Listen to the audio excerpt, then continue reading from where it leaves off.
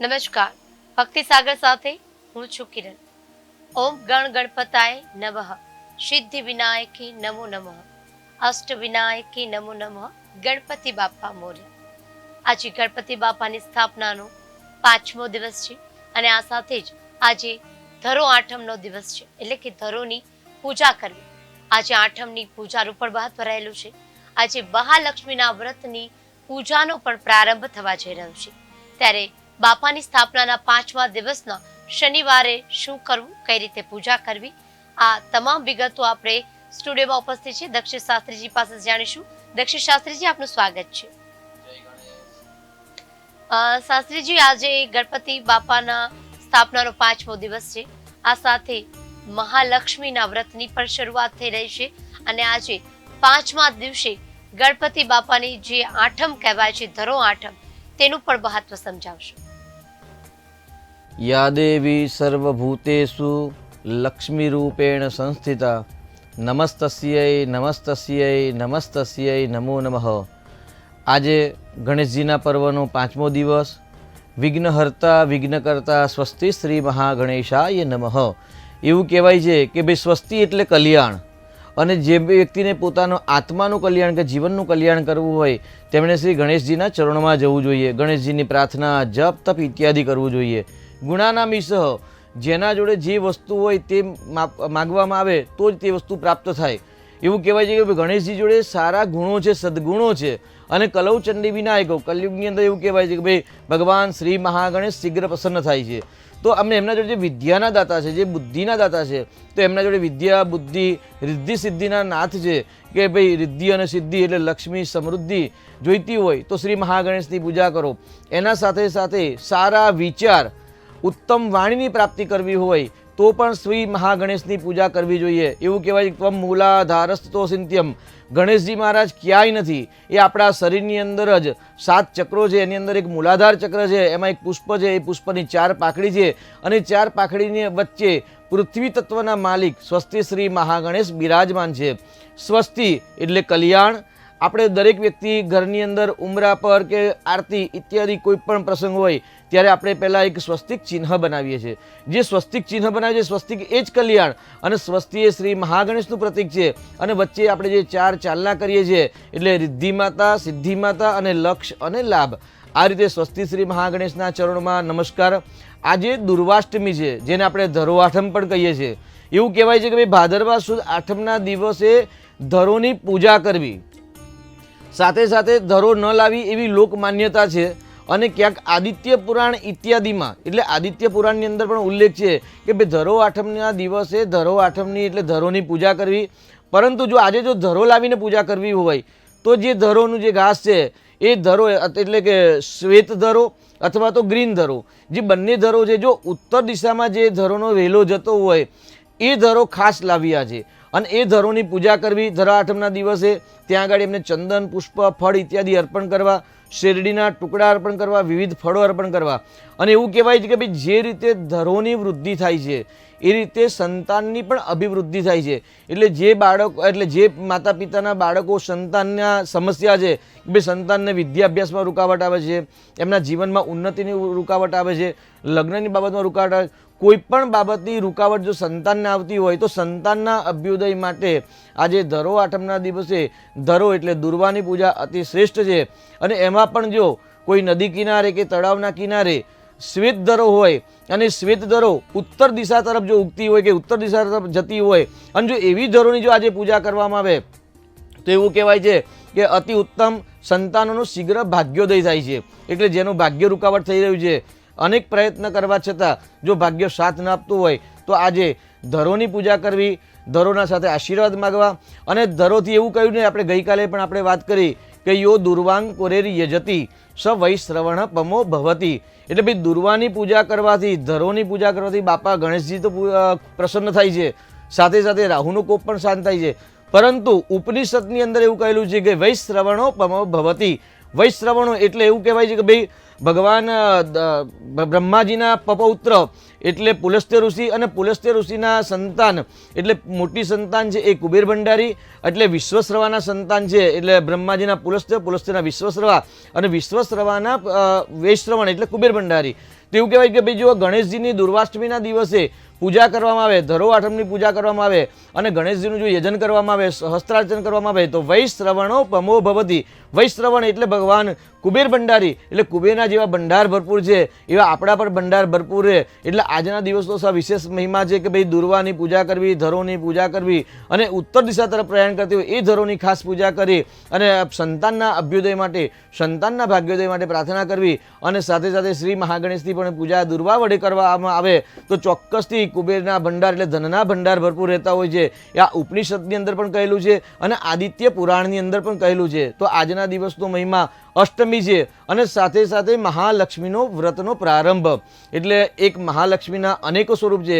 રાજ્યલક્ષ્મી, ચંદ્રલક્ષ્મી, સૂર્યલક્ષ્મી, સત્તાલક્ષ્મી, મહાસામ્રાજ્યલક્ષ્મી, મહાલક્ષ્મી, અષ્ટલક્ષ્મી. એટલે એવું કહેવાય છે કે ભાઈ ભાદરવા સુદ આઠમથી લઈ અને વદ આઠમ સુધી એટલે કાલાષ્ટમી સુધી એટલે 15 કે 16 દિવસ જો મહાલક્ષ્મીના જે વ્રતનો પ્રારંભ થાય છે આ દિવસે જો મહાલક્ષ્મીની પૂજા કરવામાં આવે તો અષ્ટદરિદ્ર એટલે 8 પ્રકારની દરિદ્રતા દૂર થાય છે અને 8 પ્રકારની મહાલક્ષ્મીની કૃપા પ્રાપ્તિ થતી હોય છે. એટલે એવું કહેવાય છે કે ભાઈ જ્યેષ્ઠા નક્ષત્રથી આરભ્ય એટલે જ્યેષ્ઠા નક્ષત્રના દિવસથી આરંભ થાય અથવા તો અષ્ટમીના દિવસથી આરંભ થાય અને એ દિવસથી મહાલક્ષ્મીનું વ્રત કરવું. 16 દિવસ મહાલક્ષ્મીના વ્રત કરવા. શ્રી સૂક્તમ અથવા તો મહાલક્ષ્મી અષ્ટકમ સ્તોત્રમ અથવા તો ઓમ શ્રીમ રીમ શ્રીમ કમલે કમલાલય પ્રસિદ્ધ પ્રસિદ્ધ ઓમ શ્રીમ રીમ શ્રીમ મહાલક્ષ્મી નમઃ આ મંત્રના જપ અથવા તો કોઈ ગુરુ પરંપરાગત કોઈ દીક્ષા લીધેલી હોય તો દીક્ષાર્થી મંત્ર આ મંત્ર દ્વારા કુબેરી યંત્ર અથવા તો મહાલક્ષ્મી યંત્ર અથવા તો શ્રી યંત્ર કે માતાજીના સ્વરૂપ સામે જ્યોત પ્રગટાવીને જો મહાલક્ષ્મીનું વ્રત કરવામાં આવે, મહાલક્ષ્મીને ફળ ફૂલ નૈવેદ્ય અર્પણ કરી અને જો સ્તુતિ વંદના કરવામાં આવે તો ચોક્કસથી એવું કહે કે દરિદ્રતા દૂર થાય છે. કેમ કે જ્યેષ્ઠા નક્ષત્ર આરભ્ય એટલે એવું કહેવાય છે કે ભાઈ જ્યેષ્ઠા નક્ષત્ર લક્ષ્મીના મોટા બેન છે જેને આપણે જ્યેષ્ઠા નક્ષત્રથી આજે ઓળખી રહ્યા છે. એટલે વૃશ્ચિક રાશિની અંદર જે વ્યક્તિનો જ્યેષ્ઠા નક્ષત્રમાં જન્મ થયો હોય તેવા વ્યક્તિઓએ આ દિવસોમાં મહાલક્ષ્મીની અચૂક પૂજા કરવી અને જ્યેષ્ઠા એટલે દરિદ્રતા. તો જો દરિદ્રતા દૂર કરવી હોય, દુઃખ દૂર કરવું હોય તો આજથી જો મહાલક્ષ્મીનો જે વ્રત પ્રારંભ થાય છે તો મહાલક્ષ્મીની પૂજા કરવી, સાથે ગણેશજીની પૂજા કરવી અને સાથે પિતૃના આશીર્વાદ પ્રાપ્ત કરવા. જો આ રીતે આ પ્રયોગ કરવામાં આ 16 દિવસ 15 દિવસ જો ભગવાન મહાલક્ષ્મીની યજન કરવામાં આવે તો ચોક્કસથી દરિદ્રતા દૂર થતી હોય છે. એટલે ધરો આઠમના દિવસથી જ્યેષ્ઠા નક્ષત્રના પ્રારંભથી મહાલક્ષ્મીની પૂજા કરવી અને સંતાનના ભાગ્યોદય માટે ધરોની પૂજા કરવી અને કુબેર જેવી સંપત્તિ પ્રાપ્ત કરવા માટે શ્રી મહાગણેશનું દુર્વા વડે, ધરો વડે 1000 નામથી ભગવાનને દુર્વા અર્પણ કરવી જોઈએ. જી શાસ્ત્રીજી આપે જણાવ્યું કે ગણેશજીની સ્થાપના કરી ત્યારે 5મા દિવસે આજે ધરો આઠમ છે અને ધરો દ્વારા જે ચડાવવાથી અનેક દુઃખ દૂર થાય છે. આ સાથે જ મહાલક્ષ્મીના વ્રતની પણ શરૂઆત થઈ ચૂકી છે. આજથી તેનો પણ પ્રારંભ છે અને મહાલક્ષ્મીની વ્રતની 15 દિવસ જે વ્રત કરવામાં આવે છે તેની પૂજા કરવાથી કુબેરના ભંડાર ભરાય છે. એટલે કે ક્યારેય દારિદ્રતા નથી રહેતી, ધનની જે સમસ્યા છે તે દૂર થતી હોય છે અને મહાલક્ષ્મીની કૃપા વરસતી હોય છે. ત્યારે શાસ્ત્રીજી આપે આજે પ્રારંભ થઈ રહ્યો છે મહાલક્ષ્મીના વ્રતનો. આ સાથે મહાલક્ષ્મીનો જે વ્રતમાં શું કરવું જોઈએ, આ સાથે જ્યારે મહાલક્ષ્મીની સ્થાપના કરીએ છીએ ત્યારે આ સ્થાપનામાં શું ખાસ ધ્યાન રાખવાનું છે? જો વ્રત કરવાનું હોય તો વ્રતમાં ચોક્કસથી ઉપવાસ કરવો જોઈએ અને એવું કહેવાય છે કે ભાદ્રપદ માસની અંદર દહીં ન ખાવું આપણે પહેલાં જ જાણ્યું અને ભગવાન શ્રી કૃષ્ણને પ્રસન્ન કરવા માટે ધાર્મિક ગ્રંથોનું વાંચન કરવું. તો આ રીતે ધાર્મિક ગ્રંથોનું વાંચન કરવું, દહીં ન ખાવું. પરંતુ જો મહાલક્ષ્મીને આપણે પ્રસન્ન કરવા છે તો ચોક્કસથી એવું કહે ભાઈ આ માસની અંદર સૂર્ય હસ્ત નક્ષત્રની અંદર પ્રયાણ કરશે જે આશરે 9.5 દિવસ કે 10 દિવસ રહેશે. તો આ દિવસોમાં મહાલક્ષ્મીનું જો વ્રત કરવું હોય અને લક્ષ્મી સમૃદ્ધિની પ્રાપ્તિ કરવી હોય તો નમકનો ત્યાગ કરવો એટલે મીઠાનો ત્યાગ કરવો. કારણ કે મીઠું જો ત્યાગ કરશો ને તો એકાગ્રતા પ્રાપ્ત થશે અને મહાલક્ષ્મીની કૃપા પ્રાપ્ત થશે. એના સાથે એક ચોક્કસ નિયમ અને સિદ્ધાંત ભાઈ નિત્ય પ્રતિદિન હું 11 શ્રી સૂક્તના પાઠ કરીશ અથવા તો 1000 મંત્ર જપ કરીશ અથવા તો મહાલક્ષ્મી અષ્ટકમના અનેકો પાઠ કરીશ. એવો કોઈક સંકલ્પ નિશ્ચિત સમય સાથે, નિશ્ચિત ટાઈમ સાથે, નિશ્ચિત આસન અને નિશ્ચિત વસ્ત્ર સાથે જો 16 દિવસ 15 દિવસ જો મહાલક્ષ્મીનું વ્રત કરવામાં આવે તો શીઘ્ર પ્રસન્ન થતા હોય છે. પરંતુ શ્રાદ્ધ પક્ષ પણ પ્રારંભ થાય છે તો ઘણા એવા પૂછે કે ભાઈ અમે વ્રત કરીએ તો શ્રાદ્ધ લઈ શકાય કે ન લઈ શકાય. તો ભાઈ શ્રાદ્ધનું જો તમારે શ્રાદ્ધ આવતું હોય ને શ્રાદ્ધ કરવાનું હોય તો તમે મહાલક્ષ્મીનું વ્રત ન કરી શકો, પરંતુ મહાલક્ષ્મીની સ્તુતિવંદના સ્તોત્ર પાઠ કરી શકો છો. જો ઘરની અંદર શ્રીયંત્ર હોય તો શ્રીયંત્રની પૂજા કરી શકો છો. શ્રીયંત્ર ન હોય તો આપના સંપર્કમાં જે વિદ્વાન પંડિતજી હોય એમના દ્વારા શ્રીયંત્ર અથવા તો લક્ષ્મી યંત્ર અથવા તો કુબેર યંત્રની સ્થાપના કરાવી અને ત્યાં આગળ મહાલક્ષ્મીની પ્રતિષ્ઠા પૂજા કરી અને માતાજીનું આવાહન કરી અને ફળ ફૂલ પુષ્પ દ્વારા પંચામૃત અથવા તો કેસરયુક્ત દૂધ દ્વારા માતાજીની, કેમ કે રાજ્યલક્ષ્મી અને અષ્ટલક્ષ્મી દરિદ્રતા દૂર થાય એટલે સમૃદ્ધિ પ્રાપ્તિ થાય, અને સમૃદ્ધિનું કારક ગ્રહ છે કેસર. એટલે સમૃદ્ધિનું કેસર જે પદાર્થ કે દ્રવ્ય છે એ દ્રવ્ય દ્વારા એટલે કેસરયુક્ત દૂધ દ્વારા જો શ્રીયંત્ર પર પૂજા કરવામાં આવે, અભિષેક કરવામાં આવે તો શીઘ્રાથી શીઘ્ર મહાલક્ષ્મી પ્રસન્ન થાય છે. શ્રી ગણેશની પૂજા કરવાથી રિદ્ધિ સિદ્ધિ માતા પ્રસન્ન થાય છે. પરંતુ અહીંયા ખાસ ધ્યાન એવું રાખવાનું છે કે જો સંકલ્પ તમે કરો છો કે તન્મે મનઃ શિવ સંકલ્પમસ્તુ, જો સંકલ્પ કર્યો છે તો 15 દિવસ એ સંકલ્પ પ્રમાણે નિયમ પ્રમાણે કાર્ય કરવાનું રહેશે. કારણ કે સિદ્ધાંત વગર લક્ષ્મી સમૃદ્ધિ પાસે આવતી નથી, નીતિ નિયમ વગર ક્યારેય આવતી નથી. તો નિયમ સાથે જો પૂજા કરશો તો વધુ શીઘ્ર ફળ પડવાની એટલે ફળ પ્રાપ્ત થવાની સંભાવના વધારે છે. તો આ રીતે તમે મહાલક્ષ્મીના વ્રત પણ કરી શકો છો.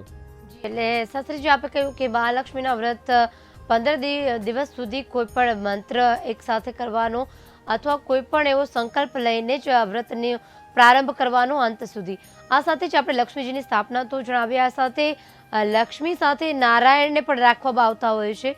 કારણ કે એવું કહેવાય છે કે લક્ષ્મીજીની સ્થાપના નારાયણ અને ગણપતિ વગર અધૂરી કહેવાય છે, અને નારાયણની સ્થાપના કરો ત્યારે લક્ષ્મીજી વગર અને ગણપતિ વગર અધૂરી રહેતી હોય છે.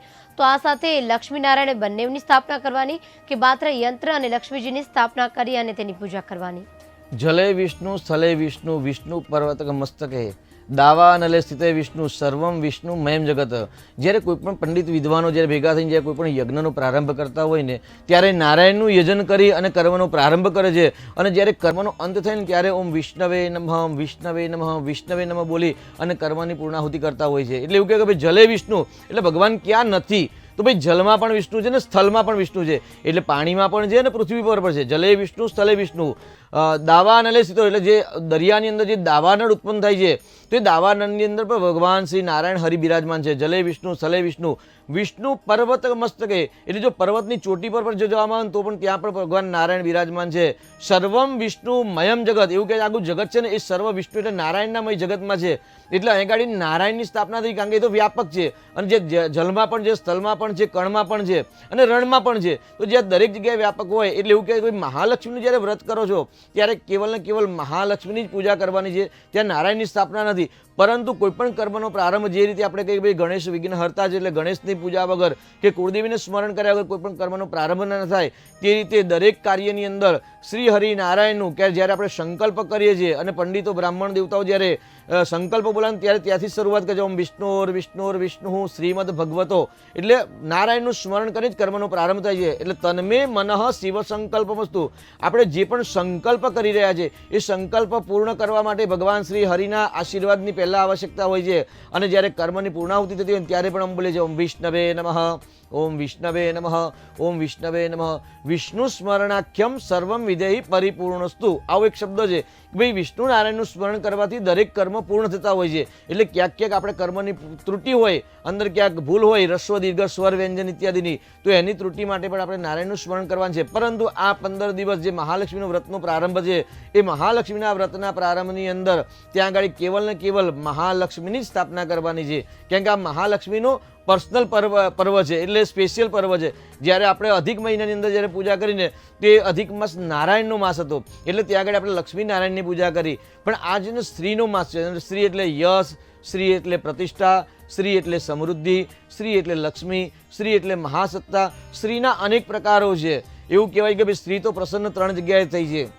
ભગવાન શ્રી કૃષ્ણ પરમાત્મા પર પ્રસન્ન થઈ અને એમની નગરીનું નામ પણ શ્રી આપ્યું, દ્વારકા આપ્યું. અને એક રાવણ પર જ્યારે પ્રસન્ન થયેલા ત્યારે તેમની નગરીનું નામ શ્રીલંકા થયું. અને એક શ્રીપણી નામનું જે વનસ્પતિ છે જેને આપણે ગુજરાતીમાં સેવન નામનું વૃક્ષ કહીએ છીએ એ સેવનના વૃક્ષ પર પ્રસન્ન થયેલા એટલે એને શ્રીફળની કહેવાય. અને આપણે જે દરેક યજ્ઞ હોય કે કોઈ પણ નાની પૂજા હોય, મોટી પૂજા હોય, બાળકનો જન્મ થાય કે બાળકનો કોઈ પણ વ્યક્તિનું મૃત્યુ થાય, તો જન્મથી મૃત્યુ આપણે જે નાળિયેરનો જે ઉપયોગ કરી રહ્યા છે ને, એ નાળિયેરના ફળ પર શ્રીની પ્રસન્નતા થયેલી એટલે લક્ષ્મીજી પ્રસન્ન થાય એટલે એને આપણે શ્રીફળ કહીએ છીએ.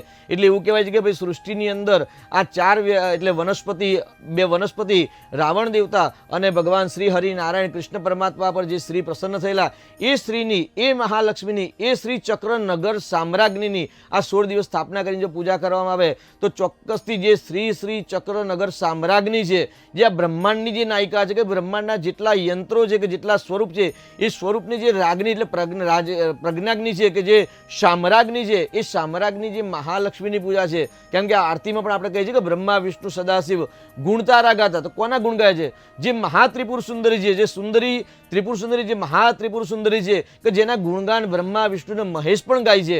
તો જેના ગુણ જો બ્રહ્મા વિષ્ણુ મહેશ ગાતા હોય તે મહાલક્ષ્મી કેટલી વ્યાપક હોય. એવું કહેવાય છે કે તું બિન યજ્ઞ ન હોય ને વસ્ત્ર ન હોય રાતા, ખાન પીન કા વૈભવ તુમ બિન કોણ કર પાતા. ભાઈ ખાવા પીવાનો વૈભવ, વસ્ત્ર કે કોઈ પણ ભૌતિક સુખ કે આધ્યાત્મિક સુખની જો આવશ્યકતા હોય, યજ્ઞ પણ કરવું હોય ને, તો પણ લક્ષ્મી વગર કંઈ શક્ય નથી. એટલે કહેવાય છે કે ભાઈ લક્ષ્મીની સ્થાપના કરવી, શ્રીહરિની પૂજા તો કરવી, પણ સાથે સાથે શ્રીયંત્રની પૂજા કરવી. અને આ રીતે જો પૂજા કરવામાં આવે મહાલક્ષ્મીની તો ચોક્કસથી જન્મ જન્માંતરે દરિદ્રતા દૂર થાય છે. અને જેનો જ્યેષ્ઠા નક્ષત્રમાં જન્મ થયો છે એવા વ્યક્તિ, સ્ત્રી પુરુષે ખાસ આ 15 દિવસમાં મહાલક્ષ્મીની પૂજા કરવામાં આવે તો ચોક્કસથી એમની દરિદ્રતા દૂર થાય છે. કેમ કે લક્ષ્મીના મોટા બેનનું નામ જ જ્યેષ્ઠા લક્ષ્મી છે.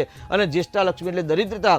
તો દુઃખ અને દારિદ્ર્ય દૂર કરવાનો જો પર્વ ઉત્તમ હોય તો આ 15 દિવસ, કેમ કે એ ગાડી પિતૃઓની પણ કૃપા થાય છે અને પિતૃ કૃપા દ્વારા જ લોહીને લક્ષ્મીની પ્રાપ્તિ થતી હોય છે. તો આ રીતે મહાલક્ષ્મીને પિતૃની પૂજા કરવી.